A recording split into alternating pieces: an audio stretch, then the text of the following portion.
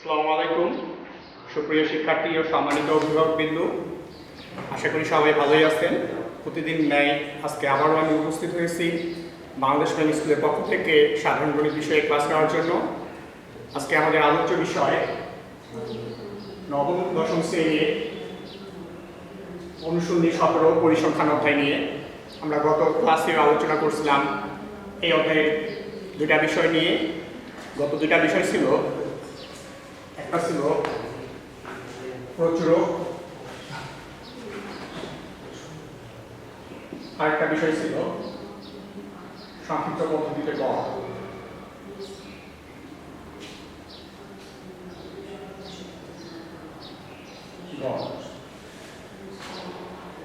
এই দুটা পদ্ধতি নিয়ে আমরা গত ক্লাসে আলোচনা করছি। আশা করি প্রত্যেক শিক্ষার্থী আমাদের এই হোমওয়ার্কগুলো জমা দিয়েছেন। আজকে আমরা আলোচনা করব যে মধ্যক নির্ণয় নিয়ে, এবং তারপরে আলোচনা করব অজীব লেখ অঙ্ক নিয়ে। এই দুটা বিষয় নিয়ে আজকে আমাদের আলোচনা হবে। হ্যাঁ, এই দুটা বিষয় নিয়ে জানার জন্য আমরা 14 নম্বরের গত ক্লাসে যে ছকটা ব্যবহার করছি, আজকে ওই ছকেই ব্যবহার করছি, এবং এখান থেকে একটা সৃজনশীল তৈরি করছি মধ্যক এবং অজীব লেখ অঙ্ক নিয়ে। এখন এই সৃজনশীলটা দেখি। আমরা গত ক্লাসের ছকটা থেকে প্রথমে বলছি যে মধ্যক নির্ণয়ের সূত্রটি লিখো, মধ্যক নির্ণয় করো এবং অজীব লেখ অঙ্কন করো। প্রথমে আমরা মধ্যক নির্ণয়ের সূত্রটি লিখব। ক নাম্বার,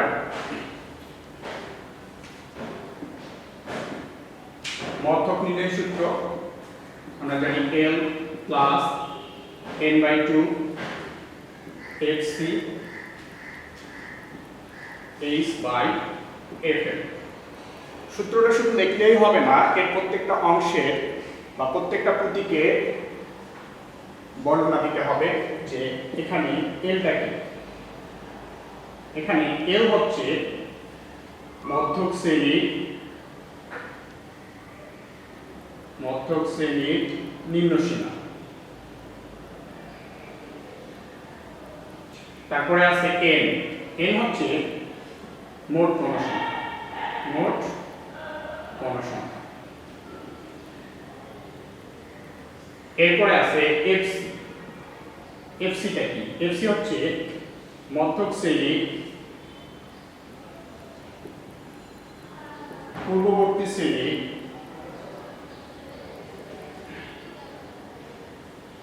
শ্রেণীর ক্রমযোজিত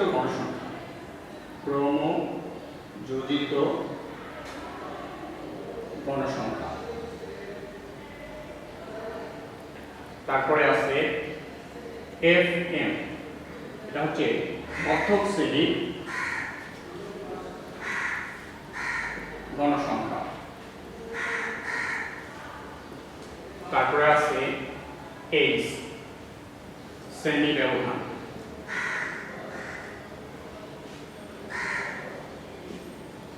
তাহলে এই প্রত্যেকটা প্রতীকের বর্ণনা পেয়ে গেছি আমরা।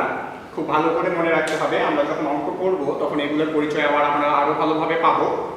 আজকে এরপরে ক নম্বরে অ্যান্সার শেষ করে আমরা খ নম্বরে আসি। খ নম্বরে কি বলছে যে মধ্যক নির্ণয় করব। তাহলে মধ্যক নির্ণয় করার জন্য আমাকে এই ছকটাকে একটু বর্ধিত করতে হবে, কারণ মধ্যক নির্ণয় করার জন্য আমাদের দরকার হয় ক্রমযোজিত গণসংখ্যা। আবার বলতেছি, মধ্যক নির্ণয় করার জন্য কি দরকার হয়? ক্রমযোজিত গণসংখ্যার ছক। তাহলে খ নম্বরে আমরা এই ছকটাকে একটু বড় করে নিব। ক্রমযোজিত গণসংখ্যা, এই ছকটা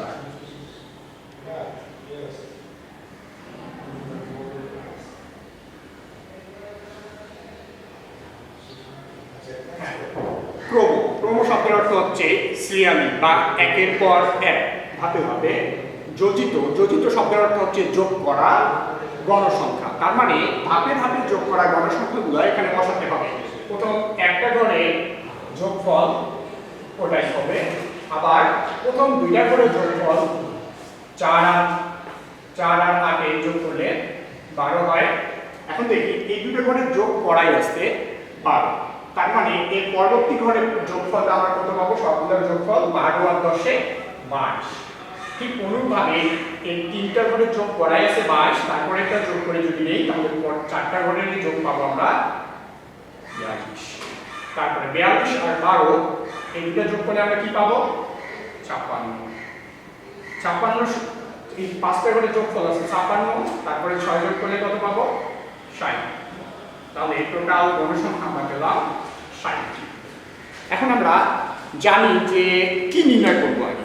আমরা নির্ণয় করব মধ্য। তার মানে আমরা যে টোটাল 60টা গণসংখ্যা আছে অর্থাৎ 60 জনের বয়স ছিল আমাদের এখানে লেখা, 60 জনের বয়সের মধ্যে 30 নাম্বার অর্থাৎ যে অর্ধেক যেটা আছে, অর্ধেকই মাঝখানে যে আছে সে কোন শ্রেণীতে আছে সেটা একটু লক্ষ্য করতে হবে। যে এখানে n/2 বের করবো। টোটাল 60 জনের মধ্যে অর্ধেকে আসে 30। এই 30তম পদের মান কোথায় পাওয়া যায় সেটা খুঁজতে হবে ক্রমযোজিত গণসংখ্যার ঘরে। ক্রমযোজিত গণসংখ্যার ঘরে আমরা যদি খুঁজি, এই যে এখানে 4 থেকে শেষ, এখানে 12 থেকে শেষ, এখানে 22 থেকে শেষ, এখানে 42 পর্যন্ত আছে। তার মানে প্রথম 30 সংখ্যাটা পাওয়া যাচ্ছে এখানে। তার মানে এই ঘরে আমাদের মধ্য শ্রেণী, তাহলে মধ্য শ্রেণী একটু মোটা করে দিয়ে দিচ্ছি পুরো শ্রেণীটাকে যাতে আমাদের অঙ্ক করতে সুবিধা হয়।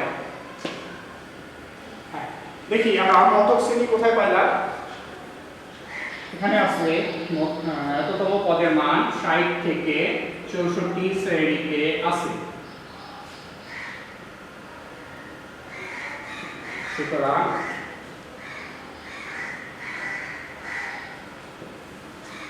60 থেকে 64 মধ্যক শ্রেণী। তাহলে আমরা জানলাম যে মধ্যক শ্রেণী কোনটা। তার মানে এই শ্রেণীতে আমাদের অ্যান্সারটা লুকিয়ে আছে। এখান থেকে আমাকে অ্যান্সারটা বের করতে হবে সূত্রের মাধ্যমে। এখন মধ্যক নির্ণয়ের সূত্রটা আমরা কি জানি? যে মধ্যক নির্ণয়ের সূত্র জানি L plus n/2 fc into h by fn। এখন প্রত্যেকটা প্রতীকের মানগুলো আমাকে বের করতে হবে এখান থেকে ছক থেকে। তাহলে আমরা L এর মান কি জানি? L এর মান জানি যে মধ্যক শ্রেণীর নিম্ন সীমা। তাহলে মধ্যক শ্রেণী আমরা আগে পাইছি 60 থেকে 64, এর দুইটা সীমা আছে, একটা উচ্চ সীমা একটা নিম্ন সীমা। নিম্ন সীমা তাহলে কত? 60। এরপরে আমরা দেখব যে n/2 আমরা পাইছি কত? 30। তারপরে fc কি? যে মধ্যক শ্রেণীর পূর্ববর্তী শ্রেণীর ক্রমযোজিত গণসংখ্যা। তার মানে ক্রমযোজিত গণসংখ্যার ঘরে খুঁজতে হবে এই অ্যান্সারটা। বলছে মধ্যক শ্রেণীর পূর্ববর্তী, তার মানে তার উপরের ঘরে। উপরের ঘরে কোথায়? তার পূর্বের ঘরে। পূর্বের ঘরের ক্রমযোজিত গণসংখ্যা, এটাই হচ্ছে আমাদের fc, তার মানে 22। আমরা মনে রাখার জন্য এভাবে দিতে পারি এখানে fc মধ্যক শ্রেণী যেখানে আছে তার পূর্ববর্তী শ্রেণীর ক্রমযোজিত গণসংখ্যা। তারপরে আছে কি fm। তাহলে f মানে বুঝি গণসংখ্যা, ছোট হাতের f মানে, আর m হচ্ছে মধ্যক শ্রেণী। তাহলে মধ্যক শ্রেণীর গণসংখ্যা আমরা পাচ্ছি কোথায়? এখানে 20। fm, তাহলে fm পেলাম 20। এরপরে h আমরা জানি শ্রেণী ব্যবধান। প্রত্যেকটা শ্রেণীর ব্যবধান কত করে?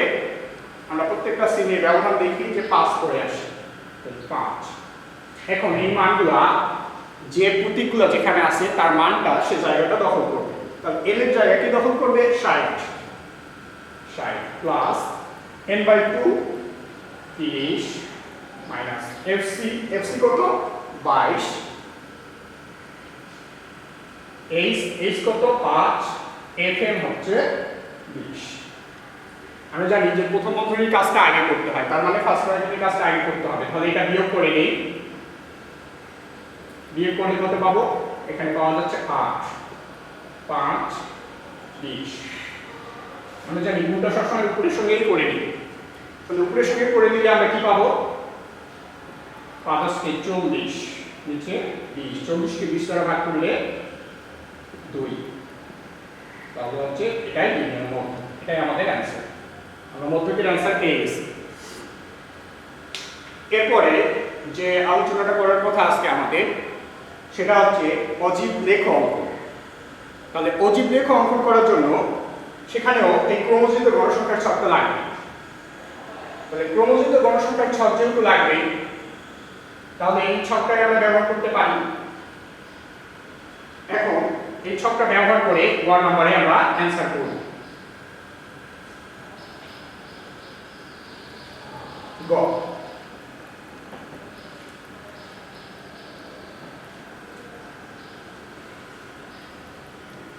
নম্বরে অ্যান্সার শুরু করি।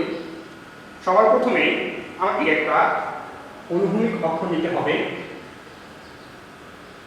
যেটা x অক্ষ বলবো আমরা, এবং উলম্ব অক্ষ অর্থাৎ নিচ থেকে উপরের দিকে যেটা থাকে সেটা y অক্ষ। তাহলে x ড্যাশ ও x একটা x অক্ষ নিলাম। এরপরে y ও y ড্যাশ একটা y অক্ষ নিলাম। এরপরে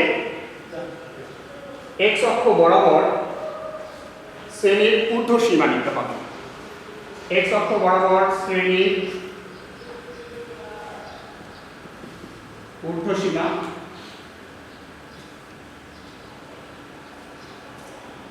বা উচ্চ সীমা, আর y অক্ষ বরাবর আমরা লিখব ক্রমযুক্ত গণসংখ্যা।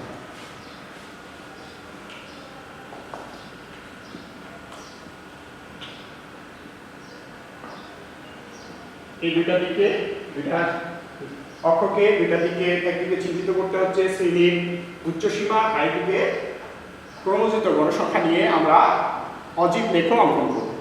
এখন অজীব লেখ অঙ্কন করার জন্য এটা কি আমাদের কি 0 থেকে শুরু? 0 থেকে শুরু না, একটা ডিজিট আছে 45। তাহলে 45 যেহেতু 0 থেকে শুরু না, এটা বোঝানোর জন্য একটা অংশ কেটে দিব, সামান্য একটু অংশ কেটে দেবো, তার মানে সামনে কিছু আছে এটা বোঝানোর জন্য। এরপরে শ্রেণীর উচ্চ সীমা নিতে হবে। উচ্চ সীমা মানে এইগুলা, এই ধরনের মানগুলা উচ্চ সীমা। কিন্তু উচ্চ সীমা তৈরি হওয়ার আগে তো নিম্ন সীমা দরকার, কারণ একটা বিল্ডিং এর যদি গোড়ায় না থাকে তাহলে তার ছাদ কিভাবে তৈরি হবে।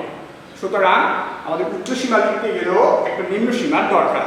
তাহলে নিম্ন সীমাটা আবার এখানে আছে কত? প্রথমবারে 45, সেটা থেকে আরো 1 কমাই নিতে হবে, কারণ 45 সংখ্যাটা গ্রাফের ভিতরে যদি নিতে চাই তাহলে আমাকে 44 থেকে শুরু করতে হবে। তাহলে এখানে 44 থেকে শুরু করি। 44 এর পরে উচ্চ সীমা কত? এখানে 49। তাহলে আসি ছোট ছোট রাখবেই, 45, 46, 47, 48, 49, এটা একটু মোটা করে, তাহলে এটা 49। তারপরে কত আছে? 54।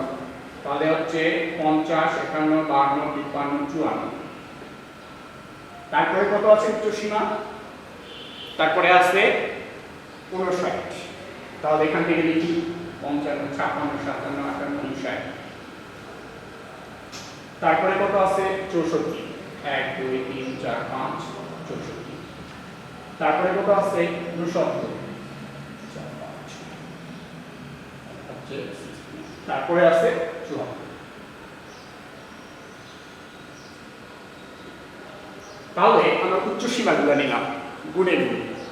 যখন আমরা উচ্চ সীমাগুলা গুণ x অক্ষ বরাবর নিলাম, তখন তার বর্গমানটা কি আসলো? প্রত্যেক একটা ঘরে কয়টা করে একক পড়ছে? আমরা যখন একটা ঘর নিচ্ছি তখন একটা করে একক ব্যবহার করছি, কারণ 5টা একক আছে। দেখো 44 থেকে 49 পর্যন্ত কত ঘর? 5টা একক। 5টা একক কয়টা ঘরে আছে? 5টা ঘরে। তাহলে আমরা এখানে লিখতে পারি যে x অক্ষ বরাবর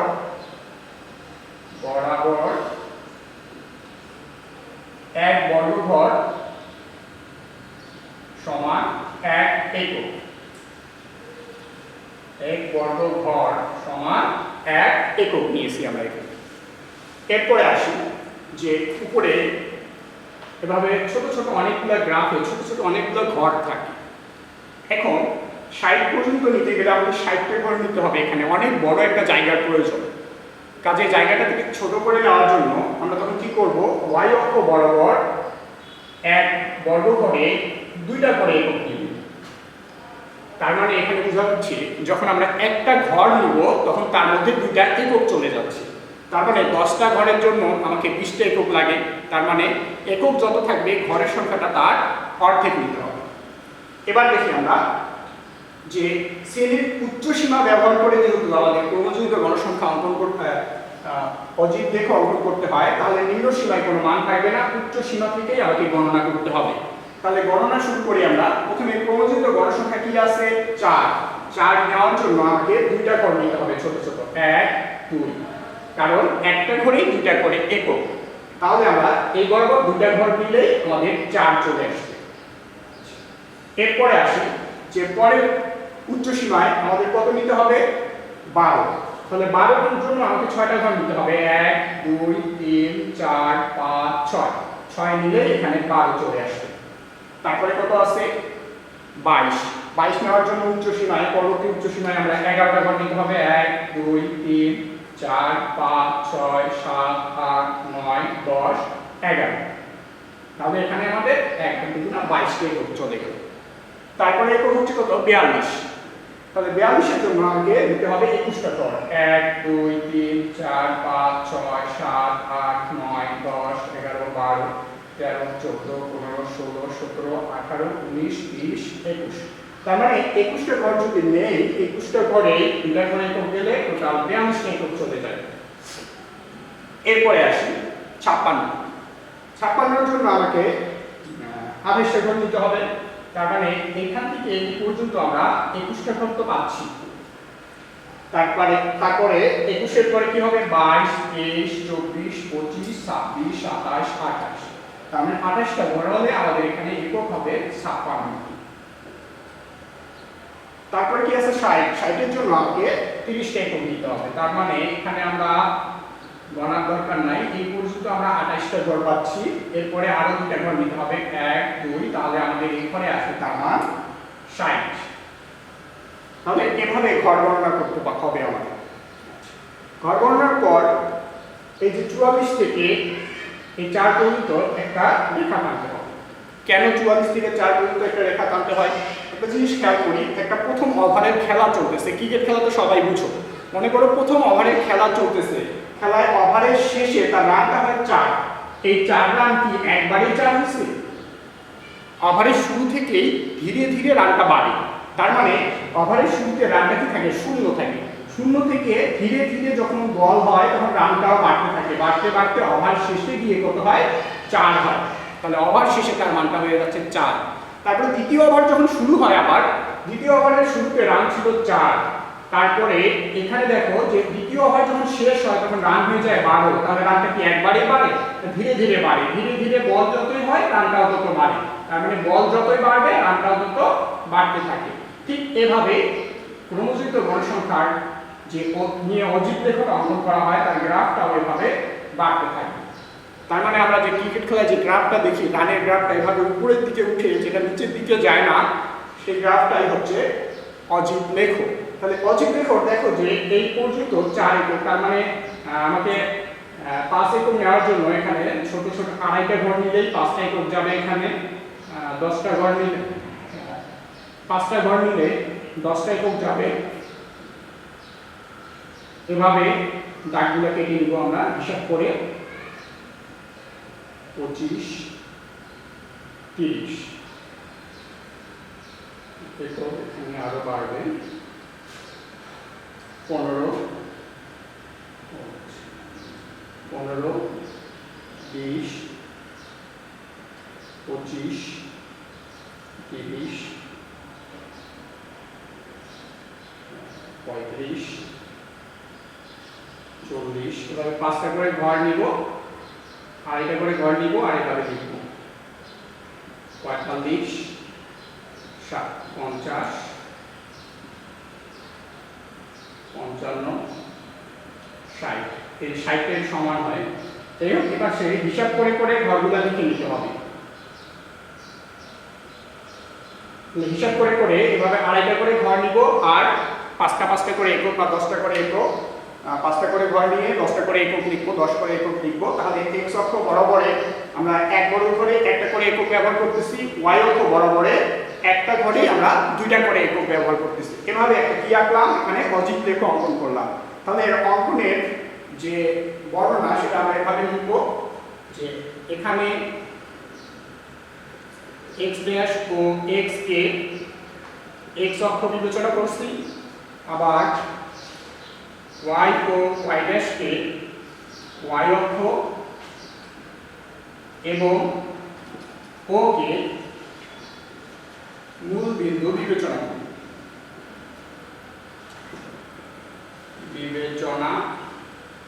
করি।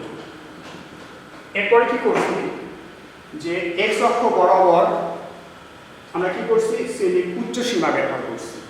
তাহলে x অক্ষ বরাবর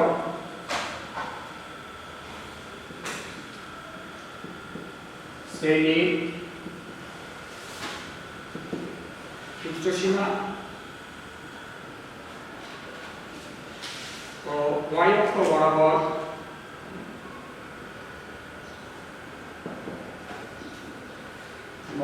ক্রমযুক্ত গণসংখ্যা নিয়ে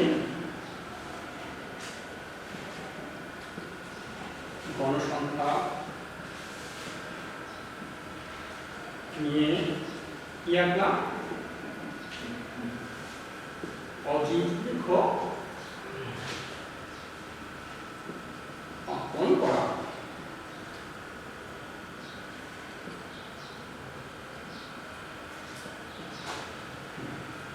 তাহলে আবার এই গ্রাফের উপরে যদি এই কথাগুলো না লিখো তাহলে অবশ্যই ওই x অক্ষ বরাবর 1 বর্গমূল সমান 1 একক, y অক্ষ বরাবর 1 বর্গমূল সমান 2 একক এই কথাটা গ্রাফের মধ্যে না লিখলে এই বর্ণনার মধ্যে অবশ্যই লিখতে হবে।